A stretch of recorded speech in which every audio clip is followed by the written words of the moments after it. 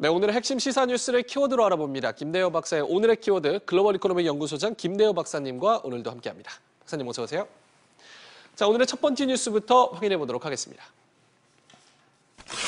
자, 오늘의 첫 번째 뉴스는 드루킹 특검입니다. 이 드루킹 댓글 조작 의혹에 야권이 단합해서 특검을 촉구하고 나섰습니다. 한국당과 바른미래당이 공조를 구축했고 자유당은 무기한 농성에 돌입했습니다. 예, 이 드루킹 사건이 문자 그대로 일파만파로 확대가 되고 있습니다. 드디어 네. 정치권에서는 특검 법안이 제안이 되기에 이르렀어요. 한국당의 최교일 의원 등 110명 전원의 이름으로 두 가지의 특검법이 동시에 제출됐는데요. 예.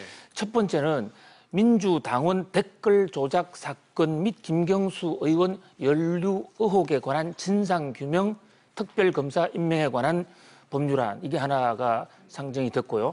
또 하나는 김기식 뇌물수수 진상규명을 위한 특별검사 임명에 관한 법입니다.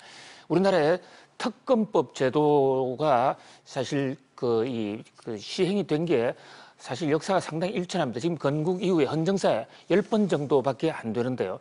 이렇게 정권 초기에 시작하자마자 아직 채 1년도 안 돼서 특검법이 통과가 된다면 상당히 문재인 정부로서는 상당히 이례적인 것뿐만이 아니라 정권의 안전에 굉장히 큰 영향을 주지 않을까, 그런 우려도 생기고 있어요. 여당인 민주당에서는 범죄의 실체도 없는데 무슨 특검법이냐라고 강력하게 반발하고 있습니다. 그러나 한국당이 전원 일치, 거기다가 지금 미래당도 동조를 하고 있고요. 또 평화당까지도 지금 동조할 조짐을 보이고 있어서 여당의 민주당의 반대에도 불구하고 통과될 가능성이 없지가 않습니다. 그리고 국민적 여론은 아직까지 나오지는 않고 있습니다만은 현재 검찰과 경찰이 이 드루킹 사건이 터지자마자 이 사건을 은폐한 징후가 있다. 그런 면에서 현재의 권력기관 검찰의 살아있는 권력인 문재인 정부를 향해서 과연 수사를 할 수가 없다. 그래서 특별검사가 필요하다는 그런 주장이 일부 설득력을 갖고 있습니다. 이 드루킹 사건이 인지가 되고 수사가 시작된 게 지난 2월 달이고 2월 달에 이미 구속을 했어요. 그렇지만 언론을 향해서 제대로 발표하지 않았습니다. 특히 이 드루킹이 민주당 권리당원이라는 사실을 은폐했습니다. 그것뿐만이 아닙니다. 지금 어저께 기소를 했음에도 불구하고 다른 사건 수사가 미진해서 오로지 댓글 하나만으로 지금 일단 잠정 기소를 해둔 상태고요. 지난번에 대선 직전에 한 댓글 문제에 관련해서는 선거관리위원회의 요구가 있음에도 불구하고 혐의 없음해서 검찰이 지금 불기소한 사안입니다. 자꾸 이렇게 은폐를 하게 되면 없던 사건도 있는 것으로 오해를 받게 되고 만지면 만질수록 더 커질 수가 있는 것입니다. 무엇이 두려워서 정말 민주당 주장대로 당당하게 혐의가 없다면 무엇이 두려워서 특검을 못합니까? 당당하게 받아주는 것이 저는 도리가 아닐까. 그리고 정치적 이 전략 전술 면에서 훨씬 더 유리하지 않을까, 이런 생각이 들고요.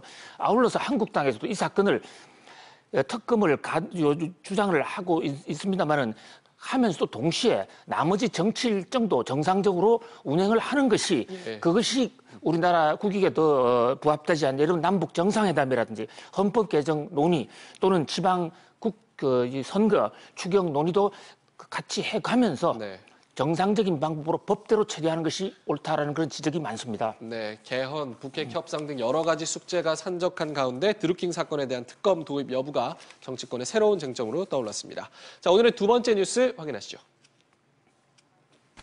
자, 오늘의 두 번째 뉴스는 조국의 조국입니다. 김기식 금감원장이 결국 사퇴를 하고 청와대가 사표를 수리했습니다. 이 야당은 조국 민정수석 사퇴까지 요구하고 나섰지만 박사님, 청와대는 그럴 일 없다, 딱 선을 그었어요. 그렇습니다. 지금 김기식 검증감독원장이 15일 만에 퇴임을 하면서 그 불똥이 청와대, 그중에서도 정면으로 조국 민정수석을 향하는 그런 모양새입니다. 특히 야당에서는 피켓까지 들고 나와서 조국을 망치고 있다. 조국의 국가 유해론까지 지금 공식적으로 제기하기에 이르렀어요. 여기서 말하는 앞에 조국은 청와대 민정수석 조국, 서울대 전 교수 출신이죠. 그리고 뒤에 조국은 우리나라인데 조국 민정수석 때문에 우리나라가 상처를 받고 있다 이런 얘기입니다. 그래서 사퇴를 하는 것이 좋겠다 이런 얘기예요. 민정수석은 공직자들의 사전 검증, 사후 검증을 하는 그런 자리에 있기 때문에 조국 수석 쪽으로 책임이 날아오고 있는데 특히 이번에는 조국 민정수석과 김기식 전 검감원장까지는 참여연대 같은 동지적 관계에 있었기 때문에 알면서도 봐주지 않았냐라는 그런 어떤 직무유기의 혐의까지 지금 두고 있습니다.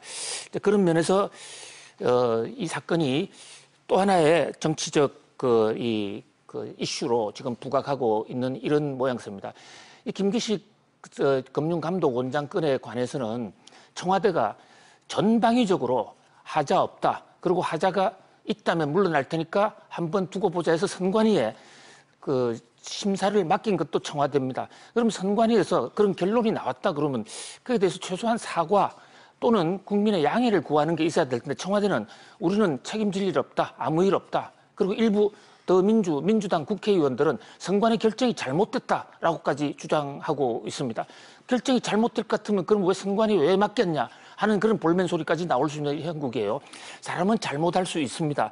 이런 잘못 대목에서 진실하게 사과하고 오히려 국민적 용서를 구하고 다시 한번 분위기 전환을 해보는 것이 어떨까 하는 생각입니다. 네, 오늘의 세 번째 뉴스로 바로 가보도록 하겠습니다. 자, 오늘의 세 번째 키워드는 물벼락 불고함입니다. 조 에밀리 리, 조현민 대한항공 전무가 그나저나 이 불고함 치는 영상 소리 들으셨죠? 예, 물을 뿌리고 불고함을 치르고 이 깜짝 놀랐습니다. 주역에서 말이죠. 이 물과 불은 서로 상극이기 때문에 네. 서로 만나면 둘 다 죽게 되어 있습니다. 그런데 우리 에밀리 조, 우리 조현아 전무께서는 물과 불을 다 겸비한 양수 겸장의 그런 공격을 하셨다 해서 지금 문제가 되고 있는데요. 예. 자, 오늘은 지금 어저께부터 지금 인터넷 사이트나 이런 데서 이 조현아 전무의 물벼락 불고함이 조현민 전무요? 조현민, 네. 이 불벼락과 물벼락과 네. 불고함이 이것이 선대로부터 대를 물린 거다 이런 얘기가 있어요. 그 어머니가 이명희 씨입니다. 네. 서울대 미대를 나온 분인데 이분이 국토부의 이재철 전 차관의 딸이에요. 지금도 이명희 씨가 호텔이나 대한항공 건물에 나타나면 그 물벼락 불고함 소리 때문에 직원들이 경기를 던다라는 얘기가 지금 인터넷상에 많이 올라 있는데요. 네. 모전 자전, 모전 여전 역시 그 가정의 그 딸이다라는 얘기까지 나오고 있어요. 그런데 지금 국토부에서는 이 조현민 전무가 에밀리 조가 이 법을 항공사업법을 어겨가면서 미국 국적자임에도 불구하고 등기까지 진에어에 등기까지 해놨는데 6년 동안 몰랐다 그렇습니다. 예. 과연 그게 몰랐다는 게 6년 동안 몰랐다는 게 있을 수 있는 네, 일이겠습니까? 말이 안 되죠. 그 처갓집이 그 외갓집이 예. 국토부 차관 출신이어서 국토부가 아하. 그동안 6년 동안 봐주기를 해온 것이 아니냐는 지금 그런 의혹까지 정폭이 되고 있어요. 이번 기회에 그런 비리도 명명백백하게 밝히자 이런 것이 국민들이 여론인 것 같습니다. 네, 물벼락 갑질로 논란이 된 조현민 대한항공 전무 폭행 혐의 피의자로 입건이 되고 그리고 결국 출국 정지까지 당했습니다. 자, 오늘의 네 번째 키워드입니다. 자, 네 번째 키워드는 헌재의 직무유기입니다. 이 전국 11개 재건축 조합이 초과이익 환수제로 기본권을 침해당했다면서 헌법 소원을 냈는데 헌법재판소가 각하했습니다. 박사님, 아직 부담금이 부과되지 않았다. 그렇기 때문에 각하됐다. 이건데 직무유기로 보시는 거죠? 그렇죠. 헌법재판소가 내리는 판결 중에 각하가 있고 기각이 있는데 네. 기각은 말이 안 되니까 없던 거로 하라. 네. 그래서 이제 패소 판결을 하는 거고. 근데 어저께 내린 것은 각하입니다. 기각이 아니고 각하. 각하는 재판하지 않겠다는 거예요. 요건이 안 되기 때문에 예. 다음에 두고 보자 했는데 재판하지 않는 이유는 현재 지금 부담금이 나오지 않았지 않느냐. 돈도 나오지 않았는데 왜 헌법소원부터 하느냐. 이것이 형식적인 법논리거든요. 여기에 대해서 법무법인 인본에서는 헌법재판소의 직무유기다. 왜냐하면 이미 지금 국토부가 부담금을 때리겠다고 공식화시켰고 그 부담금 시뮬레이션까지 내서 언론에 통보까지 했습니다. 심지어 어떤 아파트는 얼마다까지 나와 있어요. 국민의 지금 재산권 침해가 눈앞에 다가왔기 때문에 이것을 이제 현재성의 법리다라는 논리로 해서 이미 피해가 도착한 거나 마찬가지다 하는 그동안의 판례를 스스로 뒤엎고 헌재가 판결을 유보했다. 이것은 직무유기 아니냐. 이 사안이 지금 굉장히 정치적으로 민감하죠. 정부가 이 재건축 부담금을 때리겠다고 하는데 이 일부 국민들은 지금 반대하고 있기 때문에 중간에 괜히 끼지 않겠다라는 그러한 아리송한 그런 입장입니다. 실제로 지금 이 각하시키지 않고 소송 심리 중인 건이 하나 있습니다. 한남 재건축인데요. 이 건에 대해서는 벌써 지금 헌법재판소에 제기된 지기 6년이 지나고 있는데 아직 지금 판결 내리지 않고 있거든요. 그런 대목에서 봐서도 이번에 헌법재판소의 각하 결정은 참으로 무책임한 이 직무유기다. 이 국민 일에 민감한 문제 같으면 헌법에 옳다 아니다 이것을 분명히 해줘야 국가적 혼란이 생기지 않을 수가 있습니다. 네.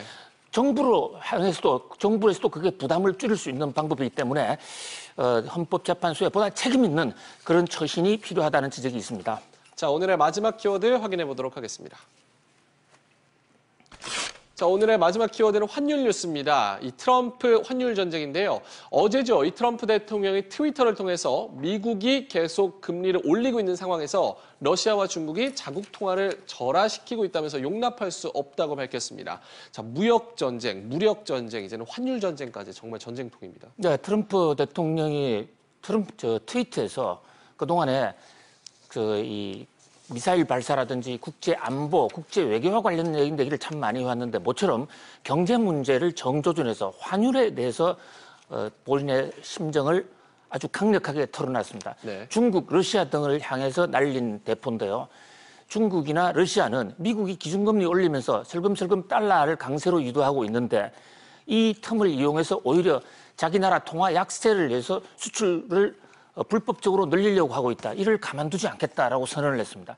바로 지난 주말에 미국 재무부의 환율 보고서가 나와 있고 거기에 중국, 한국 등이 관찰 대상국으로 올라 있습니다. 그런 면에서 우리나라도 이 사건이 남의 일 같지가 않습니다. 실제로 지금 뉴욕 금융시장에서는 트럼프 대통령의 발언이 나온 이후에 달러 가치가 많이 떨어졌거든요. 오늘 아침에 뉴욕 증시에서 주가가 많이 올라갔는데 일부 분석가들은 그 요인도 바로 트럼프의 달러 가치 하락, 그로 인한 미국 수출 강세에 기대해서 투자 심리가 굉장히 늘어났다는 거거든요.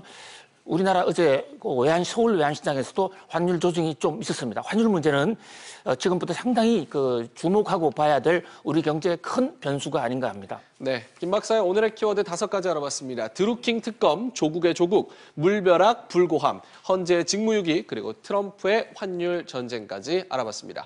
글로벌 이코노믹 연구소장 김대호 박사님과 함께했습니다.